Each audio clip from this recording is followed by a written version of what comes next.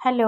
Welcome back to Rajitha's world. మనమైతే ఎంతో simple tasty అయిన చికెన్ కర్రీ ఎలా తయారు చేసుకోవాలో చేసి చూపిస్తానండి. ఇది రైస్‌లోకి, చపాతీలోకి, పుల్కాలోకి చాలా బాగుంటుందండి. ముందుగానైతే ఒక 2 ఉల్లిపాయలైతే నేను తీసుకున్నాను. 2 పచ్చిమిరపకాయలు స్టవ్ పైన ఒక గిన్నె పెట్టుకొని 4 స్పూన్స్ ఆయిల్ వేసుకున్నానండి.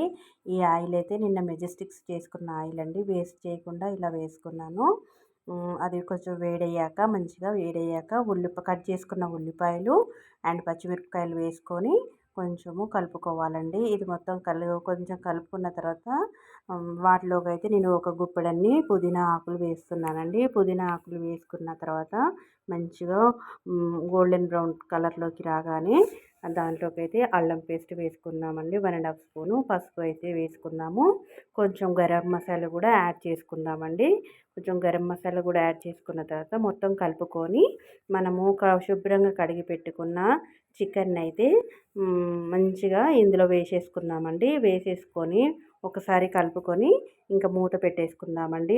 అది ముక్కలు ఉడకడానికైతే నేను కొంచెం సాల్ట్ వేసుకుంటాను. 1 స్పూన్ ఆ సాల్ట్ అయితే వేసుకున్నాను. ఎందుకంటే మంచిగా టెండర్గా ఉడుకుద్ది, చాలా సాఫ్ట్గా జ్యూసీగా ఉంటుంది. అందుకని నేను సాల్ట్ వేసుకున్నానండి. సాల్ట్ వేసుకొని మూత పెట్టుకొని పక్కనైతే పెట్టుకొని అప్పుడప్పుడు మూత తీస్తూ కలుపుతూ కొంచెం ఫ్రై అయిన తర్వాత పొడవుగా కట్ చేసుకున్న టమాటా ముక్కలు అయితే ఒక 3 టమాటా ముక్కలు ఒక 3 టమాటాలు అయితే తీసుకున్నాను, మీడియం సైజ్వి.